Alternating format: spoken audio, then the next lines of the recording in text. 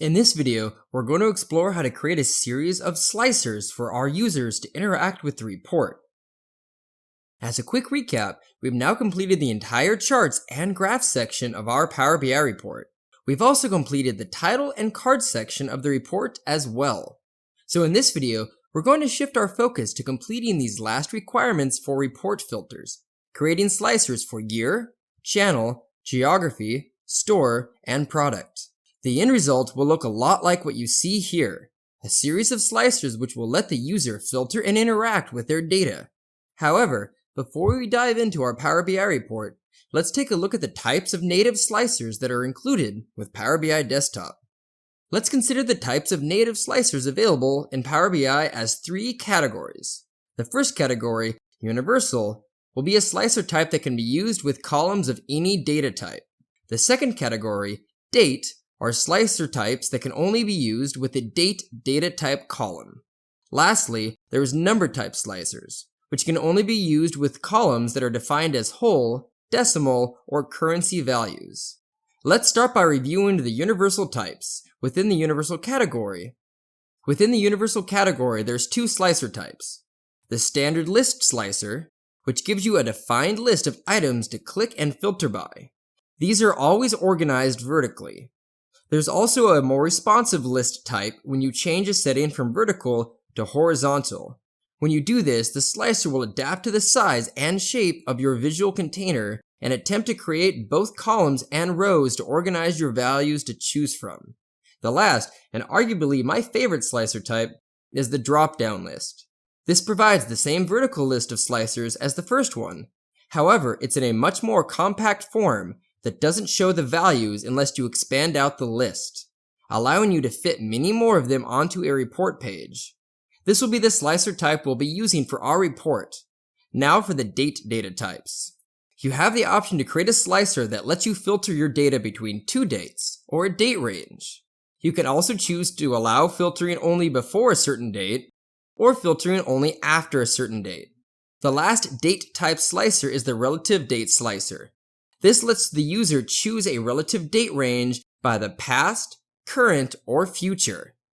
They can then assign the number of intervals by day, week, month, or year, giving a lot of freedom to easily look at their data within any time window. Similarly, for number data types, you have a between numbers slicer, a less than or equal to slicer, and a greater than or equal to slicer. These three function identically to the date range slicers, with the only difference being that it's being applied to a number rather than a date. Alright, let's get started. So the first thing I'm going to do is clear up a little bit of space on the canvas. So I'm going to go ahead and move my chart from here up here a little bit, clear up some of the white space down here to start creating the slicers. So the first thing to know about slicers, like anything else in Power BI, they can be found and added to the page by coming up to the visualization section and clicking on that little slicer button here. I'm going to make sure to click off of my visual so I don't convert it. I'm going to select this slicer button, and that will create, as we can see down here, a template to create a new slicer. And I'm going to start by creating the two slicers for product category and subcategory based off the client requirements. So I'm going to come up to my products table, and I'm going to drag product subcategory into the fields list here. There we go. And what it did by default is create a slicer list. It's that vertical list that we see over here of all of the values within our subcategory name. And if I click on any of these, it will filter to that subcategory of my data. Now, as I mentioned, I don't want to use this one because it takes up a lot of room. I instead want to use a slicer dropdown. So I'm going to come up here to this little arrow, which lets me select the type of slicer. I'm going to click that. I'm going to change this from list to dropdown. Select that there. Let's go ahead and resize this down a little bit to get that a bit more compact. Should be pretty good. Now, I also think that the word name in the actual title of this slicer is a bit redundant. So I'm going to come up here to the dropdown under the field list, select rename, and get rid of that. Add a space to subcategory. There we are. Beautiful. And there's a couple things that I like to do to the slicers to organize them a little bit. So I really like to clean them up and add a little bit of color to help group them. So everything from a certain table, in this case, product, subcategory, and category, I'd want to color a certain color. Things that come from my geography table would get a different color, and so on. So let me show you how to turn that on. I'm going to come up to the format painter up here. I'm going to select that. I'm going to come down to slicer header over here and change the outline from none to bottom only. There we go. And now the settings will be found in a different submenu. So I'm going to collapse this. I'm going to come up to general. I'm going to change the outline weight from 1 to 2. Beautiful. And let's go ahead and make this for this color, I'm going to use purple to color the product category, and just the product table in general will be a purple color that will assign that. Now the great thing with these slicers too is you can copy and paste them to reuse a lot of the formatting and the sizing that we've already adapted. So I'm going to Control C and Control V, create a second slicer. There we are. And I'm going to come and go over to my fields list again. And all I have to do is now take the other column, drag and drop it to overwrite it, and I will notice that it's changed from subcategory to category name. And same thing, I'm going to get rid of the name in here. Perfect. And for the rest of the slicers, I'm actually going to rinse and repeat them, fast forward a little bit, and then we'll end with creating the date slicer, since there's going to be a technique to be able to extract the year, which is another one of our report requirements. Now, as you can see, I've created all of my slicers now over on the left, again just with the copy and paste method. We now have my channel, which is based on the requirements. We have region, state, and city from the geography table. We have an ability to slice by the store as well, and then we have our 2 product slicers. Now the last one that I want to cover is showing you how to add that year from our calendar table. I'm going to copy and paste this one more time up here at the top, and I'm going to use this channel slicer as a template.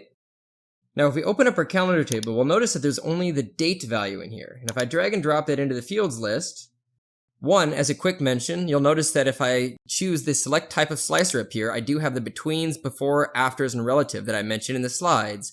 But in this case, what we have currently in our actual pick list is just a lot of individual dates, and that's not what I want. So there's a trick without actually having to add a new column. If I come over to here in my fields list and I hit that down arrow, and I select date hierarchy in this list, it changes it to year. You'll notice my slicer over here, the title says year, and now if I open this up, I now have the year value that is giving me the option to select from that, and then it filters my data accordingly. And last but not least, I'll go ahead and change the color here to something a little bit different. Come up to general, maybe give that like a nice dark blue. There we go. So they each have their own respective color. Now the last thing that I want to mention before I go is the fact that you can add a search option in any of these. So as a good example, store has a lot of stores you could select from, and it might be really tedious for somebody to have to go through and look for that. So you can turn on a search feature. If you hit the ellipses up here and select search, now when you hit that drop down, you have an option to type in any data that you want, and then it's going to do a wildcard search to find it. So if I look for Apple, it will give me the Appleton store. So if I search for anything else or something in between, like bat, it will give me the name of any stores with those 3 letters in it. So it's a really nice way to provide extra ability for the user to find the information they want to filter quickly and easily. Alright, that about covers it for this report. In our next video, we're going to go ahead and explore the ways to apply a little bit of additional formatting, a bit of report polish, and wrap up this report before we finally move on to our final section, which will be publishing this to PowerBI.com.